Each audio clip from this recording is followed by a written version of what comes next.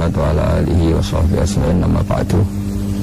Yang sangat saya hormati Dekan Fakultas Kedokteran UGM, juga tri dari Profesor Zaini, Profesor Ova Amelia, yang terhormat Dr. Neni, Dr. Profesor Dr. Madarina Julia, dan semua yang hadir, termasuk teman kami Dr. Zulfikar, semua teman-teman kru, semua yang dari UGM, semua pendengar yang sangat saya hormati. Saya tidak akan cerita tentang perspektif kesehatan karena ini wilayah yang menangani kesehatan. Mereka lebih spesifik, lebih tahu. Tapi saya akan cerita tentang sejarah kurban. Tanggal 17 Juli yang lalu kami pas sowan Pak Quraish Shihab. Beliau adalah teman Profesor Zaini, abahnya Mbak Ova ketika di Al-Azhar. Ketika Profesor SMA di sana, Pak Quraish, itu Pak Zaini kakak angkatannya. Jadi dekat sekali, dan alhamdulillah kemarin Mbak Najwa juga sambung langsung sama Profesor Ova lewat adik saya, Mama itu. Dan ini itu Bufa, sangat penting ya. Jadi kalau dalam tradisi agama itu silaturahim adalah menyambung sesuatu yang seharusnya tersambung. Saya masih ingat pesanan Pak Zaini, berkali-kali beliau bilang saya, agama yang masuk negara nggak konflik itu diantaranya paling spesial di Indonesia, karena para wali ini mendampingi kultur daerahnya tapi tidak benturan. Misalnya kalau orang Jawa dulu pakai sesajen di sawah-sawah, katanya dimakan penunggunya. Ya penunggunya sawah itu kalau dulu ya pikirannya itu makhluk gaib. Di era modern ya penunggunya itu ya kambing, ayam gitu. Jadi ya memang yang makan itu akhirnya. Tapi dulu itu aneh, diistilahkan dimakan penunggunya. Kalimat penunggu itu apa ya gak jelas, apa dengan tanda petik, apa penunggu betul gak jelas. Wali-wali datang tidak mengkafirkan itu, tapi terus dirubah jadi sedekah ke tetangga-tangga. Jadi kultur itu nggak dilawan, tapi cukup diubah. Jadi makani demit menjadi sedekah ke tetangga. Nah cerita kurban juga seperti itu. Dulu tokoh-tokoh Quraisy, penunggu Ka'bah, itu dulu sudah ndak tauhid, sudah musyrik kalau dalam bahasa agama. Itu di mana-mana termasuk kebutuhan pokok manusia itu kalau kumpul-kumpul itu makan-makan. Itu mulai dulu. Terus kurbannya itu ya pasti perempuan mulai dulu. Jadi hanya bagian masak, boleh makan nanti menteri luwian itu, menteri bekas-bekasnya. Sehingga yang nyortir Abu Jahal CS itu. Jadi yang kurban harus hewannya bagus, spesial, bahkan nggak boleh dikawinkan. Hewan yang mau dikurbankan itu nggak boleh dikawinkan, nggak boleh pernah dikendarai, nggak boleh pernah dipakai bajak sawah dan sebagainya. Semuanya serba spesial. Nanti dikurbankan di Ka'bah, yang dijual Ka'bah. Nah pertanyaannya, Ka'bah ini nggak pemakan daging, yang untung ya ketua-ketuanya ini, karena Ka'bah nggak doyan daging. Dan itu ya di atas namakan Allah, ini demi taqarrub ilallah, demi. Sehingga mereka bilang waqalu hadhihi an'amu wa harsun hijrul la yat'amuha illa man nasa'u bisamihim. Ini hewan kurban harus spesial, dan yang berhak makan hanya orang-orang spesial, yaitu para penunggu Ka'bah, para sadanatul bait. Tapi karena mereka sudah tidak benar, tidak jujur, Islam mau merubah tradisi itu. Tapi kalau tradisi itu dirubah, maka Islam akan terkenal pelit, karena dari acara makan-makan menjadi tidak ada makan-makan. Jadi kadang kebenaran itu harus diganti dengan sesuatu yang tidak ekstrim, karena tadi dari acara makan-makan menjadi sama sekali nggak makan-makan. Maka terus diganti oleh Islam dengan kalimat udhiyah, dengan kata kurban. Nah kenapa itu harus terjadi? Karena kurban itu sebetulnya syariatnya Nabi Ibrahim, di mana orang Mekah itu memang turunan Nabi Ibrahim, sehingga sisa-sisa makan-makannya masih. Cuma mulai ada melenceng, ada sesajen, ada khurafat, ada bid'ah. Kemudian itu mulai masalah. Terus Rasulullah Muhammad SAW datang ingin benahi itu. Tapi yang dibenahi adalah menghilangkan kemusyrikannya, bukan makan-makannya. Hanya diganti oleh udhiyah. Nah kenapa ada kurban? Kalau dalam banyak literatur, Nabi Ibrahim alaihissalam itu nabi yang paling, dengan tanda kutip, mengklaim kalau beliau itu orang paling sayang. paling sayang kepada Allah, paling dekat kepada Allah. Nggak ada yang dicintai selain Allah. Beliau memaklumatkan itu baik secara lisan maupun di gemuruh hatinya, di bisikan hatinya, di detak jantungnya, pikirannya seperti itu. Pas itu beliau belum punya putra karena beliau termasuk lambat punya anak. Suatu saat ditakdir punya putra, yaitu Ismail. Pas senang-senangnya jalan, pas senang-senangnya punya anak, sama Allah disuruh nyembelih. Anak kamu harus kamu sembelih. Ibrahim kaget. Kenapa ya Allah? Kamu adalah orang yang sering ngomong bahwa yang paling kamu cintai saya. Tapi setelah ada anak kamu, kayaknya enggak. Protes Nabi Ibrahim, Pak. Yang benar Gusti, iya harus anak kamu. Karena beliau kadang janji, kadang komitmen yang paling dicintai Allah, tidak ada yang lain. Saya akan mencintai engkau ya Allah, meskipun harus mengorbankan anak saya. Sehingga cerita terus disyariatkannya korban itu. Ketika Nabi Ibrahim berkomitmen melaksanakan perintah itu, Ismail juga mau nurut, bersama Allah diganti oleh hewan kurban yang bernama kambing. Sehingga versi cerita itu bahwa Allah akan maklumi ketika orang mencintai Allah secara serius, bersamaan dengan itu orang juga mencintai anaknya dengan proporsi masing-masing. Itu di khazanah-khazanah yang saya baca. Versi kedua, tapi ini nanti nggak perlu dipertanyakan. Nanti kalau UGM tanya itu versi yang paling baik, yang paling benar gimana? Yang tanya juga bid'ah, yang jawab juga bid'ah nanti. Karena itu wilayah yang kadung terjadi. Jadi kalau dalam ilmu hadis itu, kalau kadung terjadi, kamu unggulkan yang mana, tetap saja yang terjadi hanya satu, harus kelewat. Beda dengan istihad solusi. Karena mau terjadi ya kita uji coba. Kalau nggak cocok yang A ya cocok alternatif B, alternatif C. Kalau sudah kelewat, mau gimana? Kalau salah ya salah aja kan. Versi kedua begini, semoga versi kedua ini yang benar. Kalau ini benar, keren. Nabi Ibrahim itu memaklumatkan diri. Kalau dalam bahasa Arab itu iddia itu mengklaim bahwa dia adalah orang yang paling sayang terhadap makhluk Allah, semua hamba Allah. Terus beliau diterbangkan ke langit. Ya karena UGM ini lembaga akademik, nanti saya baca teksnya. Di bahasa Arabnya itu takbirnya. Diterbangkan ke langit, ke alam malakut. Ya tidak usah ditanyakan cara terbang gimana, ribet nanti itu. Setelah diterbangkan di langit, wa kadzalika nuri Ibrahim malakutas samawati wal ardh, diperkenalkan alam langit, terus dipertontonkan. Itu ada sekian hamba Allah yang nyabu, yang ngeslay, yang dugem, pokoknya yang maksiat-maksiat itu. Ibrahim ditanya sama Allah, gimana itu mereka menurut kamu? Damirhum, habisi saja ya Allah. Mereka makan rezekimu, hidup di bumimu, tapi mereka tidak menyindahkan engkau. Matikan saja. Sama Allah diturutin. Jalan-jalan lagi sampai 3 kali peristiwa tempat-tempat maksiat itu dihabisin sama Nabi Ibrahim. Beliau minta sama Allah supaya itu dihabisin. Singkat cerita, terus beliau diturunkan sama Allah. Setelah diturunkan, ya Allah tidak jawab, tidak apa. Allah itu punya sunnah, punya tradisi. Dengan nabinya itu tidak jawab. Suatu saat Nabi Ibrahim disuruh bunuh anaknya, disuruh nyembelih. Protes kan? Wa samratu fuadi, ini kekasih saya, putra saya, kenapa engkau nyuruh membunuh?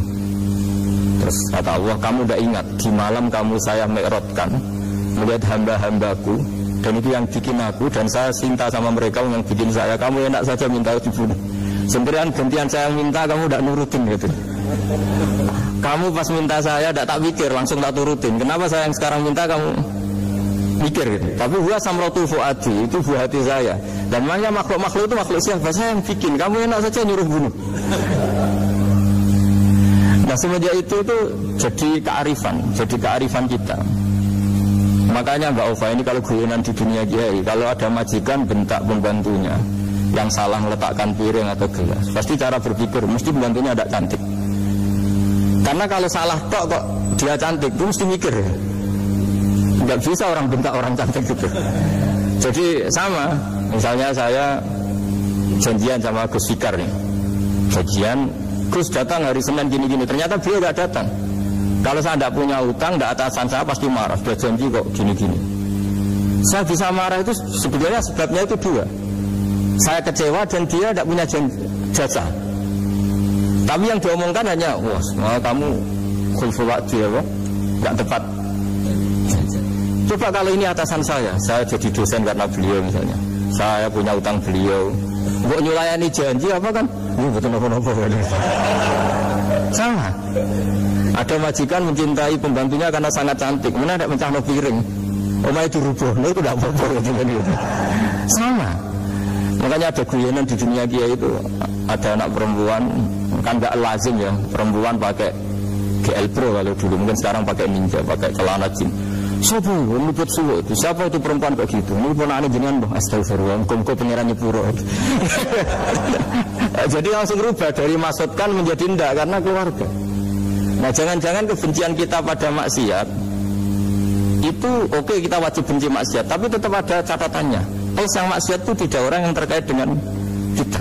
Coba kalau yang maksiat itu orang yang terkait dengan kita, itu anak kita, ponakan kita, mungkin istri kita, paling mintanya ya Allah ampuni aku. Sama-sama maksiat, yang satu minta dihabisin, yang satu kita minta diampuni. Fair gak kita sebagai manusia? Tidak fair. Tidak fair. Nah, iya gak fair ya? Apa ya fair? Mikir.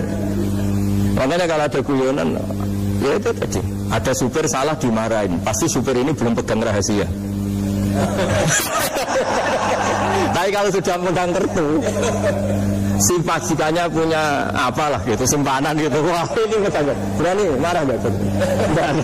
Ini dokter kulit juga teman saya, pengalaman sekali. Jadi itu guyonan dia. Makanya jadi manusia itu nggak pernah adil. Makanya Allah pernah mensifati manusia itu bahkan al insanu zaluman jahula. Manusia itu sangat zalim dan sangat bodoh. Kalau misalnya jenengan tanya orang soleh pun itu gimana? Orang soleh asal manusia tidak nabi, itu ya mesti ada zalimnya. Makanya kalau dalam kitab hikam diterangkan, kitab hikam itu kitab yang olah manusia, itu menyebut begini, manusia itu siapa? Dijawab, manusia itu mangkanat mahasinuhu masawiyah, orang yang ketika baik saja salah, apalagi ketika salah. Kita misalnya punya toko laris itu, doanya mustajab, laris, pembelinya banyak, kualitasnya bagus. Pasti ada toko sekeliling yang megap-megap karena orang sekarang ke kamu kan gitu. Sama di kampus begitu, kalau ada kampus besar yang lain pasti ke masjid, terhalangi karirnya di semua. Sehingga orang supaya terus merasa salah, Rabbana dalam na'musana, meskipun kita sedang benar pun. Saya termasuk kiai yang kalau ngelepas haji, mungkin yang haji itu mangkel. Karena saya tidak pernah muji-muji haji, meskipun saya melepas orang haji. Umumnya kiai kalau ada orang haji kan dilepas haji mabrur, tidak ada lain balasan kecuali surga. Saya itu karena pernah kecil, pernah dengerin masyarakat. Itu ngenes ketika si kiai pidato tadi ternyata ngenes. Ngenesnya seakan-akan surga itu hanya milik yang haji. Nah, kalau kulo sebudi kesumpul orang kelar haji. Semenjak itu setelah saya jadi kiai ya dendam juga. Akhirnya setelah saya jadi kiai kalau ngaji, orang yang haji mabrur balasannya surga, orang yang fikir sabar juga surga, orang yang sering dimarahin istri juga surga. Kata pokoknya surga lah terus. Sampai yang mau haji itu, Gus, gimana kok bahas kita kok sama dengan mereka? Ya karena saya ada ulama pesanan kata saya. Jadi artinya gini, ketika Anda muji ibadah haji, jangan kira yang ngenes tidak banyak, yang ngeluh juga banyak, karena mereka ada takdir gak mampu haji.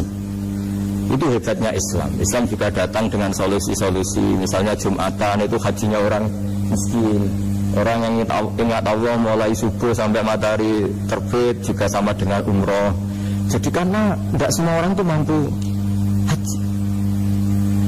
Jadi itu Islam. Jadi nanti tak bacakan, jadi versi kedua itu Nabi Ibrahim diperingatkan Allah bahwa tidak seperti itu cara mengelola hambaku. Nah Islam ini kata Allah anit tabi' millata Ibrahim hanifa. Referensinya Islam, mentornya Islam itu Nabi Ibrahim. Sehingga kita alhamdulillah punya sejarah wali songo. Saya punya orang tua di Yerusalem itu sayang sekali sama umat, Bahmun juga gitu. Saya sama Profesor Zaini itu sudah mulai tahun 2000 terus setiap hari ketemu juga nggak pernah kecewa. Beliau itu pernah disalahpahami, mungkin Bu Eva belum dengar ini. Pernah disalahpahami karena beliau itu tangan kanannya kan agak nggak kuat. Jadi kalau ngambil papa itu pakai tangan kiri. itu pernah disalahpahami ya, mungkin orang hasud karena tidak mengkonfirmasi langsung mengklaim beliau itu kiai, profesor, kalau apa-apa pakai tangan kiri. Kira-kira pertanyaan sunnah rasulnya mana kan? Beliau itu ya hanya corong Jawa itu berambang, agak nangis tapi tidak sampai keluar air mata tapi berambang. Beliau bilang gini ke saya, nah, seharusnya gimana Mas Pak? Ya kalau Pak Zaini ingin jadi wali tidak usah menjelaskan. Kalau Pak Zaini ingin menjelaskan berarti ingin diakui makhluk. Tapi kalau tidak dijelaskan mereka salah paham terus. Tapi cepat jadi wali karena sudah mulai mengabaikan apa kata mereka. Tapi kalau menjelaskan ya enggak, ya lama jadi walinya. Tapi bagusnya orang nggak salah paham. Pak Zaini tertawa-tawa. Jadi wali apa enggak? Jadi saya itu lama sekali sekamar dengan beliau ada di badan wakaf ya Mas Fajar ya. Badan wakaf yang atas itu kan dulu tempatnya Pak Rektor kan kosong. Nah itu kita tempati sama Pak Zaini bertahun-tahun, tiap hari diskusi. Dan nggak pernah ceritanya beliau itu penting. Karena seneng guyon, memang khasnya ulama itu seneng guyon. Kemarin saya ketemu Pak Kures, beliau cerita, saya ini punya idola Gus Pak. Kalau manggil saya Gus kadang ya Pak. Dulu beliau doktor filsafat, lama-lama jadi Syekhul Azhar. Itu kalau ke kuliah pakai bis ya. Kata Pak Kures pakai bis. Suatu saat di Al Azhar itu kan beda dengan di yang lain ya, agak-agak modern. Si gurunya ini, beliau itu karena banyak yang berdiri, beliau duduk, ada perempuan berdiri, terus yang lelakinya berdiri, terus jatah duduknya dikasihkan perempuan. Perempuannya itu pakai pakaian yang agak minim, agak seksi lah, agak minim. Terus si Syekhul Azhar tadi saat itu belum Syekhul Azhar, punya 2 permen. Ini ceritanya Pak Kures punya 2 permen, terus yang satu sudah dibuka, yang satu masih bungkusan, masih ditawarkan. Silakan Mbak, kamu milih yang mana? Milih yang masih gitu. Padahal bukanya itu supaya lebih gampang. Ternyata milih yang masih bungkusan. Kenapa Mbak? Ya ini lebih steril karena pakai bungkusan. Oh iya. Itu pelajaran itu. Terus Pak Kures nantang saya. Saya punya enggak cerita tandingan? Wah, kalau saya kebalikannya Pak. Di kereta itu ada Cina, enggak khitan ya. Ketemu sama kiai kampung. Kenapa khitan? Enggak khitan juga sama gini-gini. Terus dikasih pisang, terus dimakan, dikupas dulu. Kok udah langsung aja? Terus kata Pak Kures, nah ternyata sama Pak Zaini sama Pak Kures itu dibalik ke profesorannya. Ceritanya itu guyon terus. Karena memang agama ini itu kalau masalah kebenaran itu serius, tapi di balik kebenaran ini yang perlu dicatat oleh semua yang mencintai agama ini, bahwa Allah itu tidak butuh taat kita, dan Allah tidak akan gagal sebagai Tuhan karena maksiat kita. La tanfa'uhu ta'atuhum wa la tadurruhu maksiatuhum. Allah tidak akan ngefek ketika semua orang taat ya gak ngefek, semua orang maksiat juga gak ngefek. Karena Allah ini zat yang punya eksistensi sejati, sehingga hubungan kita dengan Allah itu nggak ngefek ke Allah, tapi ke kita sendiri. Sehingga mereka lebih rileks karena nggak merasa harus mati-matian bela Allah. Allah tetap Al-Qayyum, zat yang bisa berdiri sendiri. Sehingga di kitab-kitab itu ada bab namanya Mizahun Nabi, guyonan-guyonan Nabi. Itu ada babnya sampai di kitab Ihya, di kitab banyak lagi gitu. Masyhur itu, suatu saat ada orang sepuh sowan ke Nabi, karena sudah sepuh beliau pamit lah, kira-kira jam segini pamit, ya Rasulullah saya mau pulang karena nanti kemalaman. Karena beliau jalan kaki yang orang sepuh. Kata Nabi, udah tenang saja di sini, nanti pulang kamu udah jalan kaki. La ahmilan naki alab minnakoh, nanti kamu tak naikkan anaknya unta. Pikirannya orang sepuh tadi, namanya anak unta itu ya kecil. Wama fa'altu biminnakoh, apa yang bisa saya lakukan dengan anak unta? Sudah, tenang saja. Setelah beliau ngaji lama, ya dikasih unta tua itu.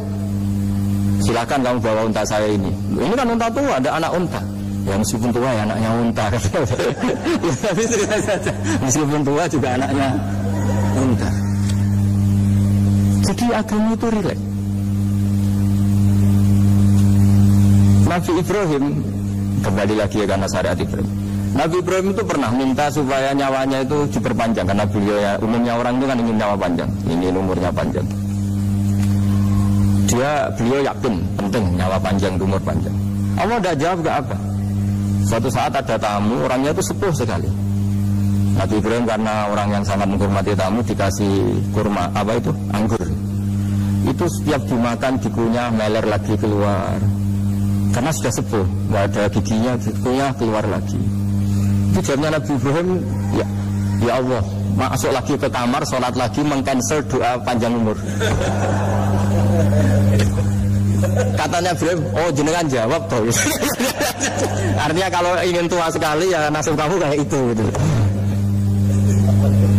Jadi karena beliau tahu itu jawaban terus masuk kamar, oh jawab terus dengan terus membatalkan doanya. Itu Nabi Ibrahim. Kalau orang sekarang enggak, dongo ngarani, ya tua ya tetap sehat, tetap wah itu. Itu lebih ribet itu. Iya, jadi karena doa itu kalau nggak diperjelas itu ya repot. Ini cerita. Supaya kita berislam itu ceria. Saya Mbah Mun itu meskipun dia top, senengannya dia guyon bapak saya. Tapi guyon itu ada yang wajib. Saya dulu itu janggal. Ini cerita ya, mungkin kalau di kampus-kampus umum agak asing, tapi ini cerita. Nuduh zina itu dosanya besar sekali. Saya ulang lagi, nuduh orang lain zina itu dosanya besar sekali. Disebut bab qadzaf. Saya pernah menjumpai 3 kiai besar dosa, 3 kiai besar. Dia top semua. Di majelis itu ada gosip bahwa si A itu punya selingkuhan sama Sri misalnya, atau siapa lah dengan perempuan. Itu kalau di Arab itu senangannya pakai Salma, Laila Majnun Salma. Kalau di Jawa itu kasihan kurbannya itu. Ya, tapi itu contoh saja. Itu si Kiai 3 tadi gak ngefek, malah tanya gini, loh apa perempuannya cantik? Wah, cantik sekali Mbah. Cantiknya sampai kayak apa? Malah bicara cantiknya perempuan. Saya itu ya pertama iskal. Ini Kiai kok bakas orang apa? Cantik. Orang ayu. Setelah majelis itu bubar, yang penggosip tadi, ya yang gosip ini gak Kiai, yang pembisiknya ada Kiai, yang gosip ini gak Kiai. Cuma Kiai 3 ini posisi mendengar. Tapi malah tanya cantiknya tadi. Sehingga cerita seorang itu pulang bilang gini, Gus, itu kalau saya bilang iya dengan gosip itu, saya ikut qadzaf, saya ikut menuduh orang lain zina, itu dosa besar. Dan itu saya Kiai, kalau saya bilang iya dianggap membenarkan. Maka untuk mengalihkan gak bicara nuduh, jadi guyon tadi. Jadi guyonnya itu, karena kalau dia tadi bilang iya, artinya mengiyakan. Benarnya qadzaf, punya dosa besar karena nuduh orang lain zina. Diperparah dia Kiai besar, kan orang menjadi percaya karena yang ngomong bukan penggosip lagi, tapi ya, maka dialihkan. Loh, ayo nih Jum. Sampai segitunya kearifan. Sehingga dulu ketika Ma'is itu seorang sahabat yang pernah salah besar. Itu Nabi ketika beliau ada gosip salah gitu ya, Nabi masih, jangan-jangan kamu hanya mimpi Jum, jangan-jangan kamu hanya megang, tapi tidak sampai zina. Sampai terakhir Nabi tanya, afi aplikasiin, jangan-jangan otak kamu sudah agak error. Saking tidak inginnya Nabi mempercayai hal-hal seperti itu. Nah, problem kita di zaman sekarang justru kadang nyari-nyari supaya tahu buktinya. Yang dulu para orang soleh menghindari bukti itu supaya nggak seuzon, sekarang orang mencari-cari bukti. Padahal itu dilarang, wala tajassasu, orang nggak boleh mencari-cari kesalahan orang lain. Nah, itu kearifan yang saya dapatkan dari Bapak, dari Mbah Mun, dari Pak Zaini, dari Pak Gures. Mereka orang-orang yang luar biasa menghindari ngomong penting. Sekarang itu orang banyak yang sering ngomong penting, sebenarnya itu malah salah. Karena kalau ngomong penting itu vonis terhadap orang lain. Tapi kalau kamu rileks, tidak.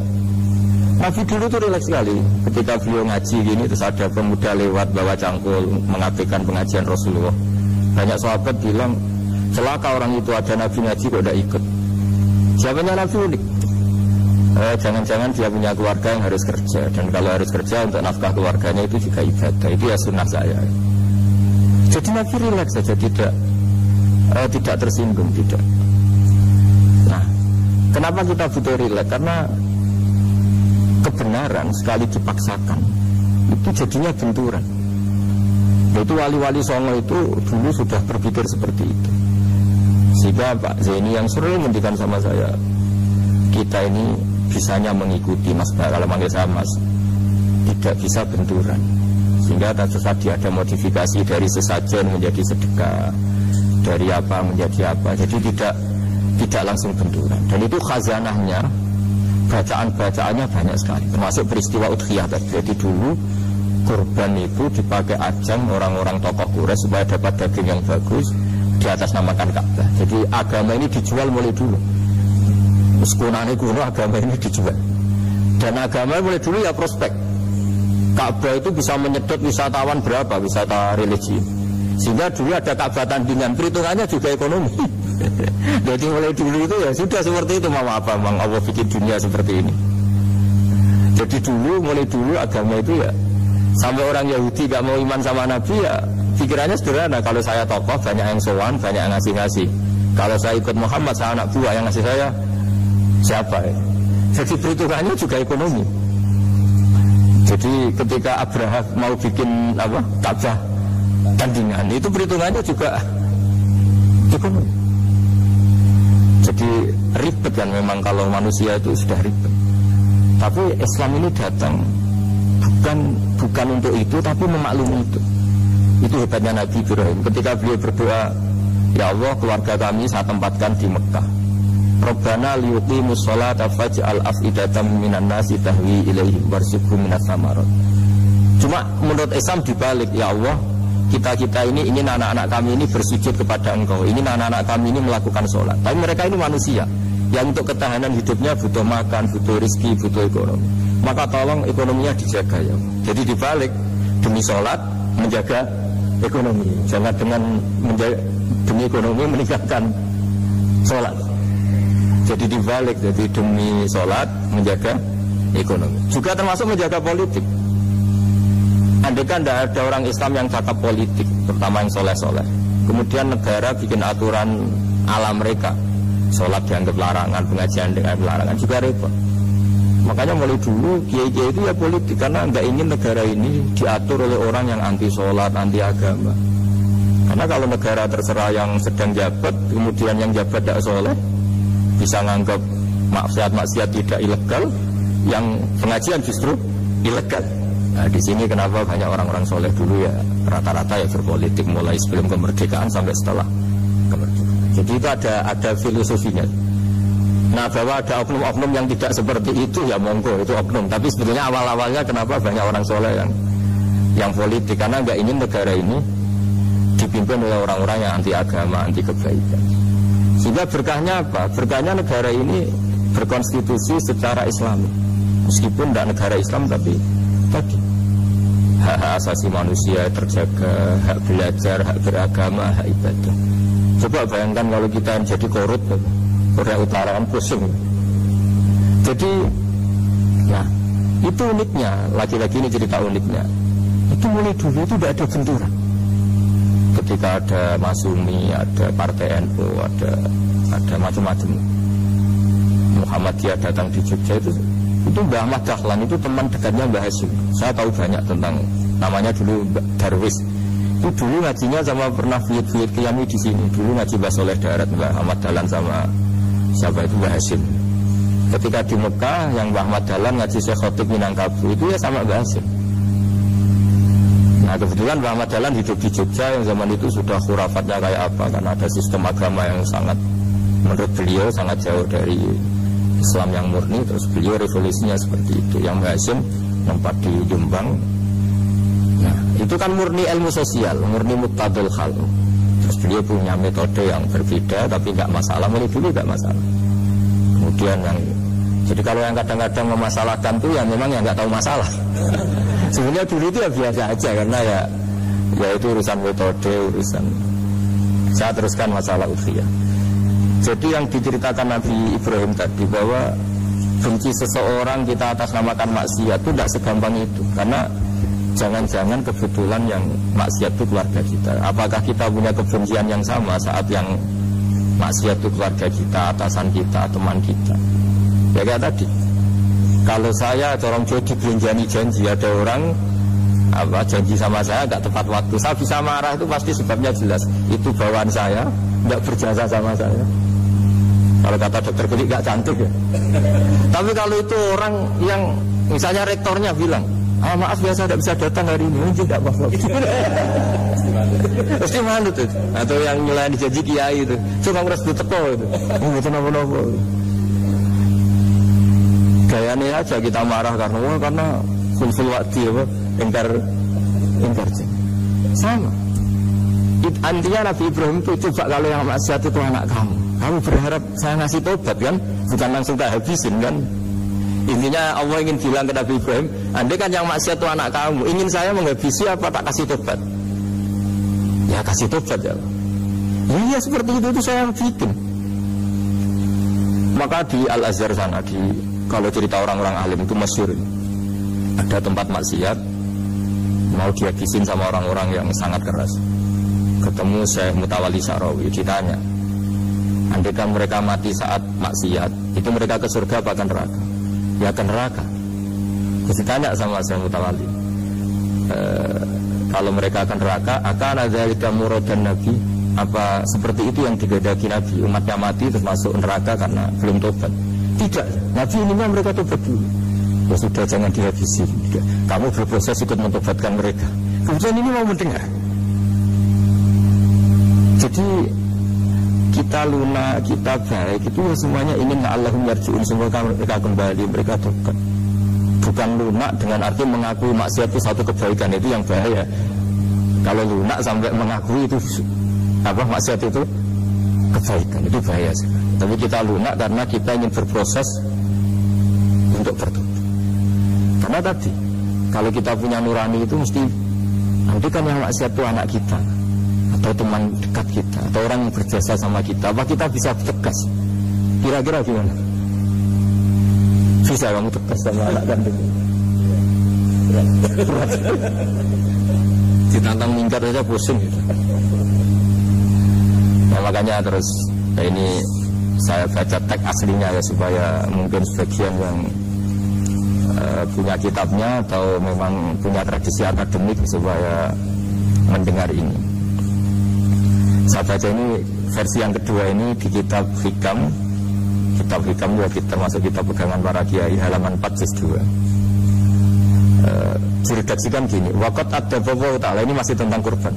Waqat adzabahu ta'ala khalilahu Ibrahim fi ba'di mawatinihi al-azimah. Jadi Allah kalau dalam bahasa Arab memberi teguran itu namanya takdib. Makanya kalau orang nakal itu, kalau orang Jawa bilang kurang ajar. Sebenarnya ajar itu kan tahun ajaran baru. Ajar itu kan barang baik. Ya kan disebut tahun ajaran baru. Pengajaran, ajar itu kan barang baik. Jadi kalau kurang ajar berarti kurang baik. Itu bahasa Arabnya orang yang kurang ajar perlu diajari. Itu kalau orang Arab bilang ditakdib, diwarai toto kromo, diadabkan. Jadi belum punya adab diadabkan. Itu udah, tapi tentu Nabi Ibrahim nggak sampai kurang ajar. Ini kan cerita bahasa ya. Jadi kalau sebenarnya ajar itu udah buru-buru kurang ajar, berarti orang ini kurang pelajaran, kurang. Tapi di Jawa itu agak salah kaprah. Kalau kurang ajar itu ekstrim. Misalnya duduk di meja itu disebut kurang ajar. Sebenarnya agak se-ekstrim itu. Saya teruskan ya. Terus wa 'allamahu kaifa yatakhallaqu bi hadzal khuluqil karim inda tilaihi 'alal asrar. Teruskan anak Ibrahim annahu arhamul khalqi qal farafa'ahu wa ta'ala hatta asyrafa 'ala al-ardi. Nabi Ibrahim diterbangkan ke langit sehingga melihat di bumi yang maksiat-maksiat itu. Faqala ya rabbi damirhum, habisi saja. Terus faqala wa ana arhamu bi ibadi minka ya Ibrahim ihbit fala'allahum yatubun wa yarji'un. Jadi setelah permintaannya semua dikabulkan, dihabisin sama Allah, terakhir cobalah kamu sekali-kali dakwah ke mereka. Kamu belum pernah dakwah kok tahu-tahu minta mereka dihabisin. Coba kamu dakwah, jangan-jangan mereka mau kembali. Nah terus sebagian cerita itu terus diteruskan ketika suatu saat Ibrahim akhirnya diminta menyembelih putranya. Inni ara fil manami anni atfahu kafan firmata taro falamma tashammara lidzalik wa akhadha sikin biyadihi qala Allahumma hadza waladi wa thamratu fuadi wa ahabbun nasi ilayya. Ya Allah, ini buah hatiku, ini orang paling saya cintai, kenapa engkau menyuruh ini supaya saya bunuh? Terus beliau dijawab sama Allah, ama ta'lamu anni rahimun bi ibadi kama anta syafiqun bi waladik. Fa idza sa'altani ihlaka 'abdi as'aluka dzabha waladik wahidan bi wahidin. Jadi kalau dulu kamu minta supaya hamba saya tak habisin karena maksiat, sekarang saya juga minta kamu menghabisi anak kamu. Tapi ini kan anak saya, sama itu hamba saya yang bikin juga saya. Nah semenjak itu Ibrahim dianggap sebagai bapak kasih sayang. Karena semenjak itu terus beliau orang yang paling sayang. Sampai ada 3 nabi yang menjadi metodenya Rasulullah SAW sebagai mentornya. Kalau Nabi Nuh melihat kemaksiatan langsung bilang, Rabbi la tazar alal ardi minal kafirin dayyaru, habisi semua ya Allah. Tapi kalau Nabi Ibrahim apa? Faman tabi'ani fa innahu minni wa man asani fa innaka ghafurur rahim. Orang yang ikut saya ya karuan kelompok saya, dan yang sebelum ikut semoga engkau mengampuni. Tentu lewat proses dakwah, lewat proses. Nah, Wali Songo, kembali ke Wali Songo dan para guru-guru kita, itu seperti itu semua. Jadilah Islam yang di Indonesia, Islam rahmatan lil alamin, itu konstruksinya ya dari ilmu-ilmu seperti ini, bacaannya seperti ini. Karena ternyata kita tegas tadi ujung-ujungnya karena itu tidak cantik, tidak atasan kita, tidak berjasa sama kita. Kamu kalau ada supir telat, supir kok telat datang kantor gitu, pasti supir itu belum pegang rahasia. Setelah pegang rahasia tak jamin aman itu supir telat. Karena lebih ngeri. Artinya manusia itu kayak apa ngeklaimnya tegas, disiplin, objektif. Kira-kira iya apa enggak? Enggak lah kayaknya ya. Ya pasti tadi. Nah itu yang makanya bapak saya kalau guyon sama saya itu, kalau umumnya orang itu kalau di dunia dia muji istiqomah. Istiqomah itu konsisten jadi imam masjid, konsisten jadi guru, jadi kalau bapak itu sering guyon ke saya, iku istiqomah apa mau diganti wong liya katanya. Artinya di balik istiqomah itu juga ada catatan lain. Jangan-jangan ambisi gak mau diganti orang lain. Jadi intinya manusia itu dalam benar saja ada unsur salahnya, apalagi pas salah gitu maksudnya. Ya pas benar saja ada unsur salahnya, apalagi pas salah. Nah, itulah dengan sudut pandang seperti ini adalah orang terus gak gampang menghakimi orang lain. Karena manusia yang baik adalah cukup dia merasa aibnya banyak, salahnya banyak, kemudian itu menyibukkan dia dari mencari-cari aibnya orang lain. Makanya kalau dalam cerita Ibrahim alaihissalam, karena kurban identik dengan syariatnya Nabi Ibrahim, ini saya punya catatan yang kemarin tak baca juga di Jakarta. Di suatu saat Nabi Ibrahim itu didatangin orang Majusi dulu. Orang Majusi itu ya tidak beragama. Singkat cerita Nabi Ibrahim itu terkenal kaya dan suka menghormati tamu. Dulu tamu itu sangat penting dihormati karena dulu gak ada warung, terus padang pasir. Kalau sekarang itu ya wajib dihormati tapi tidak wajib-wajib banget. Karena biasanya sudah marung di mana-mana. Sudah marung di mobilnya bawa apa? Bekal. Kalau dulu di padang pasir kalau tamu gak dihormati bisa mati betul. Kadang 2 hari perjalanan itu nggak makan nggak apa karena di padang pasir warung nggak ada, nggak bisa ngopi-ngopi ya dulu. Sehingga kalau menghormati tamu dulu itu pahalanya luar biasa ngasih makan itu. Kalau sekarang ya pahalanya biasa aja karena ya tamunya makannya ya biasa aja karena tidak bilang duluan itu. Singkat cerita orang ini datang ke Ibrahim minta dikasih makan. Nabi Ibrahim mengatakan kamu sarannya harus Islam dulu, kalau enggak kasih makan. Karena Ibrahim itu seorang nabi dan beliau komitmennya seperti itu. Si tamu tadi putus asa. Akhirnya wala itu ya sudah meninggalkan Ibrahim. Setelah beberapa jangka Allah bilang ke Nabi Ibrahim, orang itu umurnya berapa tadi bilang ke kamu? 50 tahun. Pernah enggak orang itu kelaparan? Kata Allah, enggak, hari ini kelaparan.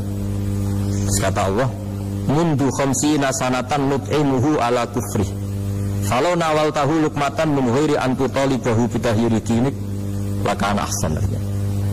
Orang itu umurnya 50 tahun itu ya tak kasih makan padahal dia Majusi. Kamu baru diminta sehari saja minta syaratnya Islam. Terus Itu ada di kitab apa Risalah Al-Qusairiyah di halaman 262. Jadi cuma dulu itu motifnya semuanya agama, bukan atas nama demokrasi atau kebebasan beragama. Karena dulu itu orang dulu itu kan saking sayangnya Allah, apa-apa konstitusinya ya perintah Allah. Dan ternyata perintah Allah seperti itu, akhirnya dipanggil. Kemana ya Majusi ke sini tak kasih makan. Ya, Majusi kan kaget. Ada apa? Kenapa kamu rubah? Ditegur Tuhan. Iya, ditegur Tuhan. Jadi dan alhamdulillah saking simpatiknya orang Majusi tadi akhirnya masuk Islam. Sama itu kan mirip orang Yahudiyah atau Yahudi itu yang tanahnya itu diambil ya sama Amr bin As untuk perluasan masjid di Mesir. Ya, ketika lapor ke Sayyidina Umar, ngiranya itu kan dibenarkan perluasan masjid, ternyata Umar belain yang Yahudi. Iya, misal tanah harus dikembalikan tuh haknya. Jadi Islam itu menghormati hak kepemilikan meskipun itu milik non Muslim. Jadi kata Allah, mut khamsina sanatan nut'imuhu ala kufri. Kalau nawal tahu lukmatan min ghairi an tutalibahu bi tahyiri dini. Gue dikasih makan aja, tidak usah nyuruh ganti agama. Wong saya aja yang Tuhan. Masih makan dia sudah 50 tahun. Tambah syarat. Tambah syarat. Ya, jadi ini cerita ya Bu Ufa. Jadi kita mungkin kenangan saya dengan Bapak, Bu Ufa dengan Profesor ini kebetulan teman dekat sekali sama saya dan hampir tiap hari saya ketemu, minimal 3 jam bertahun-tahun. Sampai kalau kehabisan cerita, akhirnya cerita keluarganya karena kesulitan belajar, karena akhirnya cerita keluarga. Maksud saya tadi ini saya cerita ini barang baik ketika beliau pernah ditahan karena aktivis dulu. Itu pas mau lahirnya Bu Ulfa, terus beliau berdoa mati-matian, delalah dibebaskan. Beliau sempat menunggu kelahirannya Bu Ulfa ini, terus dinamai Alfa Amalia. Itu kalau dalam bahasa Arab itu Alfa itu Allah memenuhi apa yang saya angen-angen. Jadi itu ceritanya itu gitu. Jadi nama itu spontan aja ketika iya, jadi beliau itu aktivis dulu. Bukan di penjara karena korupsi atau kriminal, bukan karena aktivis. Karena kalau model sekarang Bu, kalau nggak dijelaskan detail ditahan karena aktivis, nanti dikira ditahan karena yang lain. Ribet kan? Jadi ditahan karena beliau itu dulu aktivis, bukan karena apa. Ya saya kira demikian.